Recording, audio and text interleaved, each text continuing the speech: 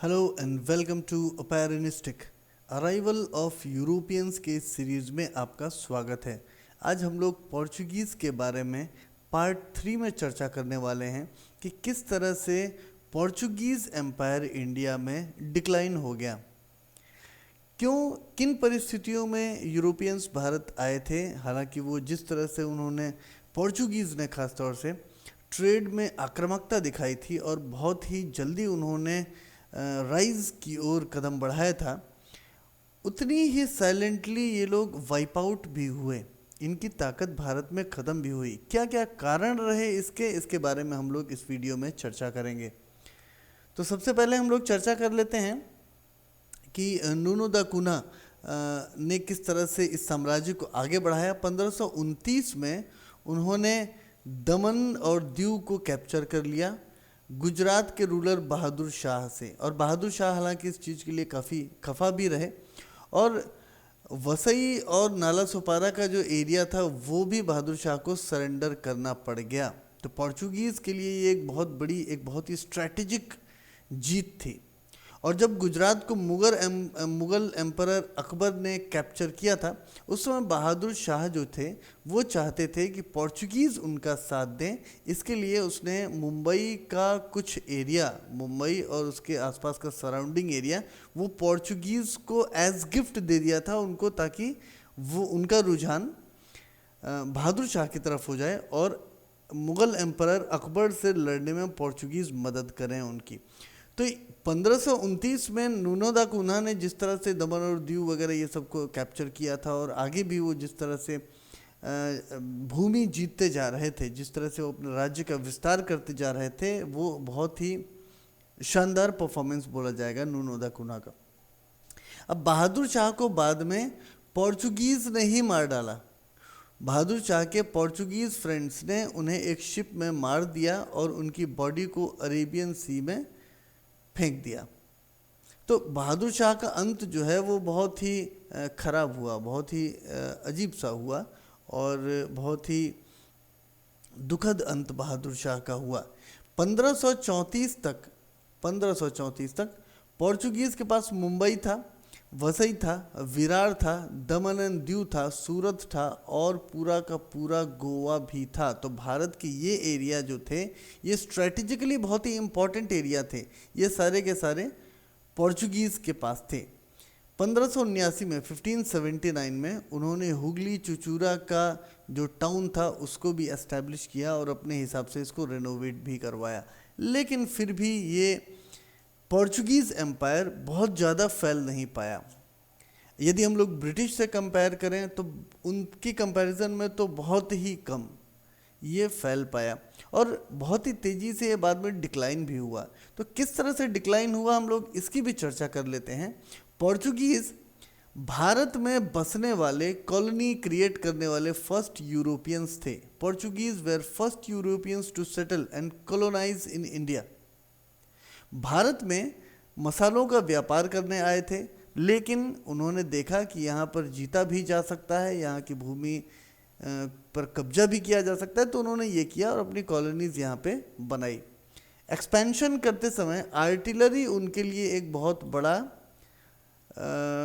Advantage थी, और इसकी वजह से थोड़ा सा इनके पास इजी भी हो गया था, इनके लिए थोड़ा सा इजी भी हो गया था यहाँ के लोगों को हराना, क्योंकि आर्टिलरी का उस समय इस्तेमाल अत्यधिक कम था, बहुत ही कम था, और सी वारफेयर में इनको महारत हासिल थी। इन्होंने एक्चुअली जो अरब ट्रेडर्स के खिलाफ या मुस्लिम कॉन्फेडरेसीज के खिलाफ जो युद्ध लड़े थे, उनमें इन्होंने साबित कर दिया था कि समुद्री युद्धों में इनको हराना बहुत ही मुश्किल होगा। पोर्चुगीज़ ने यह भी साबित किया कि थल पर, लैंड पर भी वो बेटर फाइटर्स हैं। ये चीज़ें जो थी वो बड़ी तेज़ी से फैल भी गई थी, इनकी जो दहशत थी वो भी बड़ी आसानी से कायम हो गई थी। तो पोर्चुगीज़ ने दिखाया था कि जल हो या थल हो, ये बहुत ही अच्छे फाइटर्स हैं और इनको हराना बहुत ही मुश्किल है। लेकिन फिर भी 19th सेंचुरी तक इनकी पूरी की पूरी टेरिटरी समाप्त हो चुकी थी। अब हम लोग जानेंगे कि इसके कारण क्या क्या रहे, इसका बैकग्राउंड कैसे कैसे बना। अल्फोंसो डी अल्बुकर्क के लिए थोड़ा सा ये मुश्किल हो गया था, समय मुश्किल हो गया था जब अंग्रेज भारत में आना शुरू किए थे।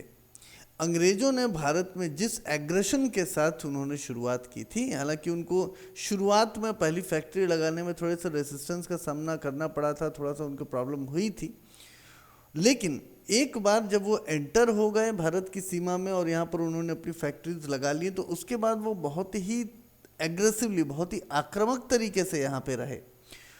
तो अफोंसो डी अल्बुकर्क के लिए उसी समय से परेशानी शुरू हो गई थी जब इंग्लिश भारत में आना शुरू हुए थे। Portuguese empire on Indian soil was abandoned in favor of the other Europeans. In 1612 they lost Surat to British, और ये एक बहुत ही बड़ा ब्लो था पोर्चुगीज़ के लिए। जब अंग्रेज़ भारत में आना शुरू हुए तो अंग्रेज़ों ने जिस तरह से जो यहाँ के राजा महाराजा थे उनको फेवर करना शुरू किया, और उनका जो लाइफस्टाइल था अंग्रेज़ों का वो भी बड़ा अच्छा लगने लगा यहाँ के लोगों को, यहाँ के जो एलिट क्लास था, और उनको अंग्रेज़ों का साथ ज़्यादा पसंद आया। पोर्चुगीज़ से घबराहट थी लेकिन अंग्रेज़ों के साथ दोस्ती थी, तो इस वजह से बहुत सारा बिजनेस का पार्ट जो पोर्चुगीज़ के पास था अब वो अंग्रेज़ों के पास जाना शुरू हुआ, और अंग्रेज़ों के खिलाफ जो प्रेम था उसकी वजह से बहुत सारी भूमि भी जिस पे पोर्चुगीज़ व्यापार करते थे वो अंग्रेज़ों को दी जाने लगी। 1612 में जो सूरत का एरिया था, जो कि बहुत ही इम्पोर्टेंट एरिया था, वो अंग्रेज़ों ने पोर्चुगीज़ से छीन लिया, पुर्तगालियों से छीन लिया। 1631 में मुगल्स ने हुगली को पुर्तगालियों से वापस छीन लिया। हुगली बहुत ही इम्पोर्टेंट स्ट्रेटेजिक प्लेस थी क्योंकि वहाँ से जहाज़ भेजे जा सकते थे और वो एक बहुत ही अच्छा ट्रेड प्लेस था, लेकिन मुगल्स ने हुगली को पुर्तगालियों से 1631 में छीन लिया, वापस ले लिया, युद्ध करके वापस ले लिया। 1661 में पोर्चुगीज़ गवर्नमेंट ने बॉम्बे को प्रिंस चार्ल्स सेकंड को डाउरी में दे दिया, दहेज में दे दिया। ये सवाल बहुत पूछा जाता है और बहुत ही लोकप्रिय कहानी है ये। पोर्चुगीज़ गवर्नमेंट ने बॉम्बे को डाउरी में दिया था Prince Charles second of England को। ये 1661 की बात है। 19th सेंचुरी तक पोर्चुगीज़ के पास अब सिर्फ गोवा रह गया था, दमन एंड दीव रह गया था, यानी बहुत ही छोटा इलाका रह गया था, और मेन जो स्ट्रेटेजिक प्लेसेस थी वो अंग्रेज़ों के पास जा चुकी थी या मुगल्स के पास जा चुकी थी। तो पोर्चुगीज़ जो थे वो काफ़ी अब कमज़ोर होने लग गए थे, अंग्रेज़ों के आने के बाद काफ़ी कमज़ोर होने लग गए थे। 1961 तक पुर्तगाली भारत में रहे, पोर्चुगीज़ भारत में रहे, जब आर्मीज़ ऑफ इंडिपेंडेंट इंडिया ने उन्हें फोर्स किया कि वो यहाँ से निकल जाएं और इस जगह को जहाँ पे वो थे गोवा दमन दीव में वो स्थान वो खाली कर दें।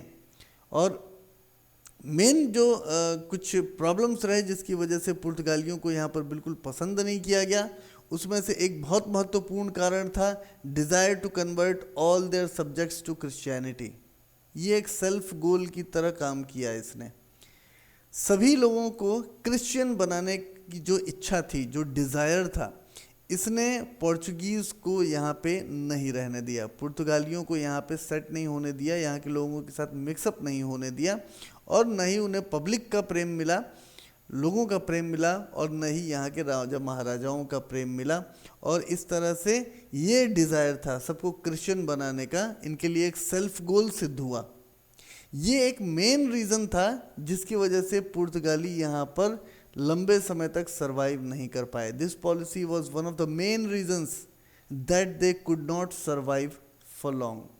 तो ये कहानी थी पुर्तगालियों के भारत आने की, भारत में जड़ें जमाने की, और बाद में उनका डिक्लाइन हो जाने की।